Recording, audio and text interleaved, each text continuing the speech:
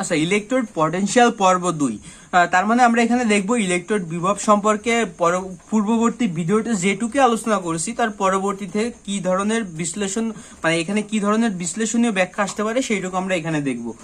এখন আমরা electrode potential বলতে কি বলছিলাম যে যখন এই জিঙ্ক ধাতুটা জিঙ্ক 2+ হিসেবে দ্রবণে চলে আসবে তখন চারপাশে প্লাসের আধিক্য বেড়ে যাবে এবং এই ইলেকট্রোডে কি হয়ে যাবে, নেগেটিভের আধিক্য বেড়ে যাবে। আর একইভাবে ইলেকট্রোডে পজিটিভের আধিক্য বেড়ে যাবে আমার এই পাশে। আর এখানে আমার শুধুমাত্র সালফেট থাকার কারণে দেখা যাবে যে শুধুমাত্র নেগেটিভের আধিক্য বেড়ে গেছে। সুতরাং আমরা ধারকের নিয়ম অনুযায়ী গত স্লাইডে দেখছিলাম যে ধারকের নিয়ম অনুযায়ী এখানে একটা বিভব সৃষ্টি হবে আর এখানেও একটা বিভব সৃষ্টি হবে, কারণ কি প্লাস আর মাইনাস যখনই পাশাপাশি থাকে তখনই বিভব সৃষ্টি হয়। এটা আমরা ধারকে পড়ে আসছি। এখন কথা হচ্ছে যে এখানে আমরা ইলেকট্রোড বিভবটা কিভাবে সৃষ্টি হচ্ছে এবং কেন দরকার, এবং অ্যানোডে বিক্রিয়া কি এবং ক্যাথোডে বিক্রিয়া কেন দরকার।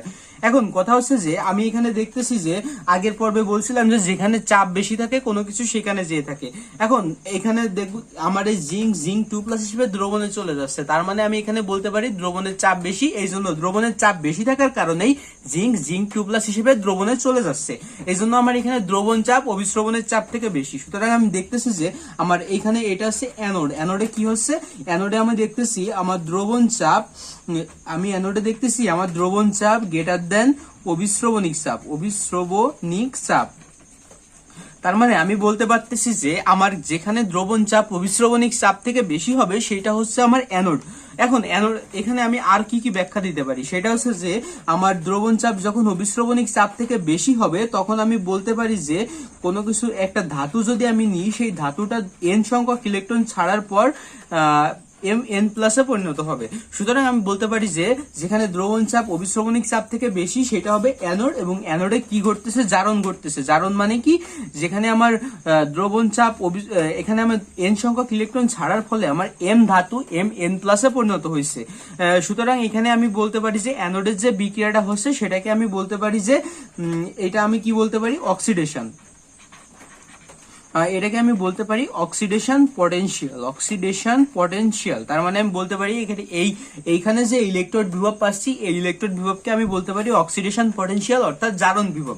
একইভাবে ক্যাথোডে যে বিক্রিয়াটা হচ্ছে, ক্যাথোডে কি ঘটতেছে যে আমার দ্রবণ থেকে কোনো কিছু ইলেকট্রোডে চলে যাচ্ছে, তার মানে দ্রবণের চাপ কম, আমার ইলেকট্রোডের চাপ বেশি। এই ধরনের বিক্রিয়াকে আমি বলতেছি যে এখানে আমি বলতেছি অভিস্রবণিক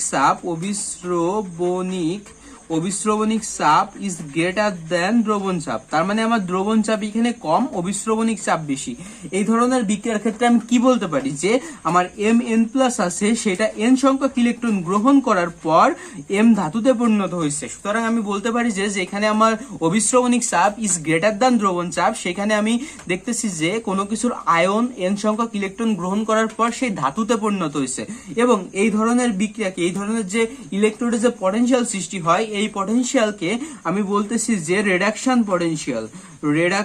পটেনশিয়াল। তার মানে এটাকে আমি বলতেছি যে বিজারণ বিভব।